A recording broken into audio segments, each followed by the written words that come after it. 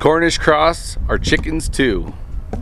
It ultimately comes down to management. If you don't manage any animal properly, they will not have good health, they will not have good performance, and they will not survive.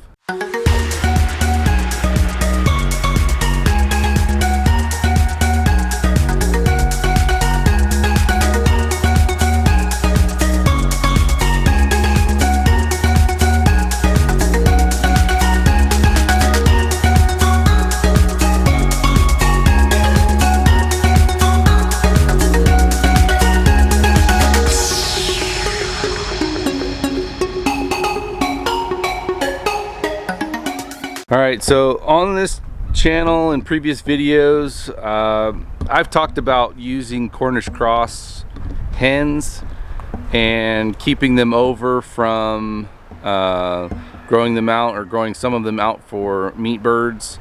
And so I've kept 3 since I think it was August of 2019. Before we get into that, please smash that like button, and if you haven't already, please subscribe to the channel, click the bell notification so that you're notified of future videos as they come out. So let's get to it. So I've had them for a year and a half now, and I can't tell you how many times I've heard people say and complain and just show general like angst and backlash and everything like that for Cornish Cross, the breed in and of itself. It's calling them Franken chickens and all this other stuff, as if they cannot exist on their own, and they absolutely can. It ultimately comes down to management. If you don't manage any animal properly, they will not have good health, they will not have good performance, and they will not survive. So if you kill a chicken in 6 weeks, it's not the chicken's fault, it's your fault.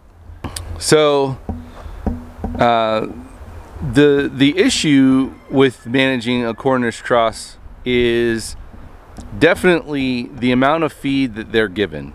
Now, they are, in their own respect, they are a high performance chicken. They are excellent at feed conversion to meat ratio, so you don't have to feed them a lot to get the same or close to the same amount of meat and growth on the bird itself.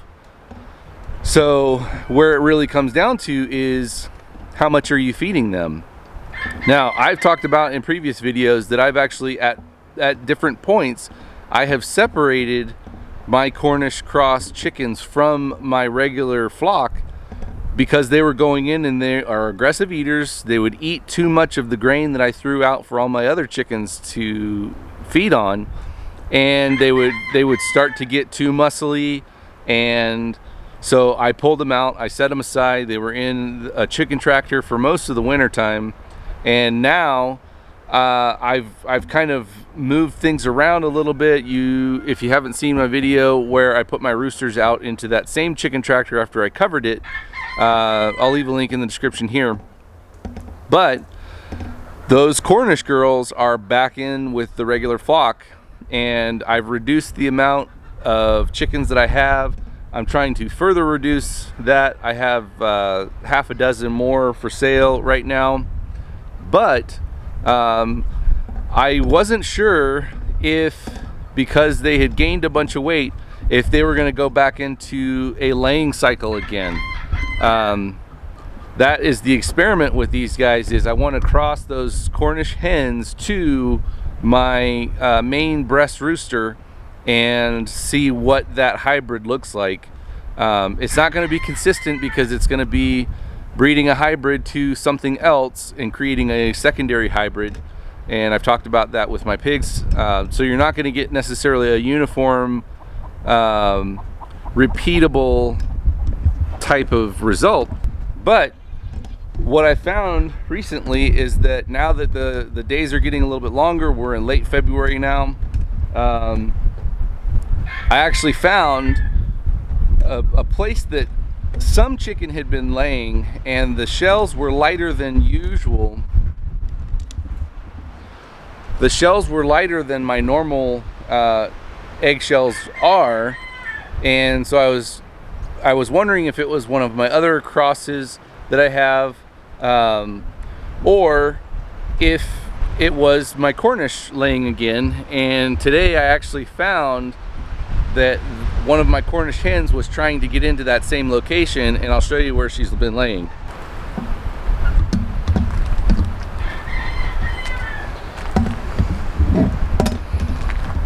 There's a little pouch on the bottom of the stroller, and I have found a few different eggs. It's usually 2 eggs in there, and it's like every other day I'll find them. But today I saw the chicken go in there, and I waited a little bit and came back out, and then I saw that there had been an egg deposited. And look at that. That is like a good size egg. That's a large, if not extra large, egg. And they lay fairly regularly. I mean, for a meat chicken, I mean for a legitimate meat chicken, not a dual purpose chicken, they lay 2 to 3 eggs a week when they start laying. So it's good production. And if you factor in that those are meat chickens, I would say that's actually pretty good performance as far as that goes. But Cornish Cross hens will lay eggs. Cornish Cross hens will lay eggs. So now that I know that these guys are laying, as soon as I sell off these other chickens that I'm trying to sell, they're all first-year pullets, and I get this chicken run over here back, then I'm probably going to isolate all 3 of these Cornish hens, put my rooster in there. I've got a broody hen right now, but I don't know how much longer she's going to stay broody. So as soon as I have a broody hen and there's been enough time that my rooster can be on those hens, then I'll actually try to hatch out some of those crosses between the breast rooster and the Cornish cross hen. So look out for that. But I do have like 28 meat birds. Cornish broilers are being shipped next month, so middle of March is when they should be showing up. So stay tuned, and we'll show you that process. Good afternoon, and welcome back to Boisterous Cock Farmstead. So I wanted to share with you guys, we actually got a bonus tip on some expired produce. I say expired, it's past the recommended usage date, and it was donated. To me it looks like it was donated to a local food bank, and then it was even sitting too long for the food bank to use. And so one of my neighbors told me to come over and pick some stuff up. I might actually get some more, but as it sits, my pigs are having a hard time even eating what I've thrown out to them. So it's just some old or blemished produce like cucumbers and zucchini and tomatoes, and then there's also some spring mix packages that were starting to go bad. And also I got one item. It was like a pre-cut coleslaw kit from KFC. Looks like it expired a couple weeks ago for their use.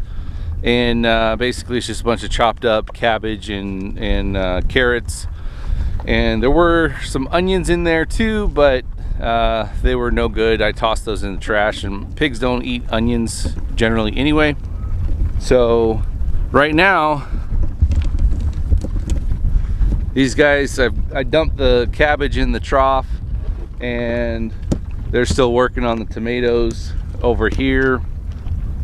And it was only like one flat of tomatoes, but it's actually a really good sign for me to see is when my pigs aren't eating everything that I'm throwing in there, they're getting plenty of food. So that's one of the things I wanted to share with you guys. The other is, be careful, look at what your state requirements are. Sometimes they will consider certain things quote unquote garbage, and in some cases you can't sell, or every state is different, but in some cases you can't sell animals as meat if they've had garbage, quote unquote garbage, at any time in their life. So everybody still has a little bit of produce on the ground, so that's a good sign that they're definitely not starving. The fermented grain mixture has been going over really well. Everybody seems to love it. They cry for it, and everyone is gaining weight that is on that formula too. And it is costing me a little bit more to feed them, but I'm seeing the benefit from it. So they're like I said, they're gaining weight. Some of the ones that were what I was considering underweight, some of the smaller ones that were in with bigger pigs, they're already starting to gain some weight. So that's really encouraging. So just a little information to share with you guys, update. I might actually even get more from that neighbor, but I'm letting people come through and decide if they want to pick some up. But because some of the stuff is refrigerated, they don't want it sitting around past today, I don't think. So I'll have it here, and I'll distribute it as they are willing to eat it. And basically that's going to cut down on what I'm feeding them from hay, so that'll save me on my hay bill a little bit, so which is always a good thing. But if you like this video, please give us a thumbs up. Consider subscribing to our channel if you haven't already. Please click the bell notification so that you're notified of when future videos come out. It is a little bit windy. I apologize for the cap clanging against the tripod here. So, oh my goodness. And Mishka, I could tell, was just rolling around in the dirt. So I'm gonna have to clean her off a little bit before she goes back in the house. But as always, thanks for joining us, and God bless.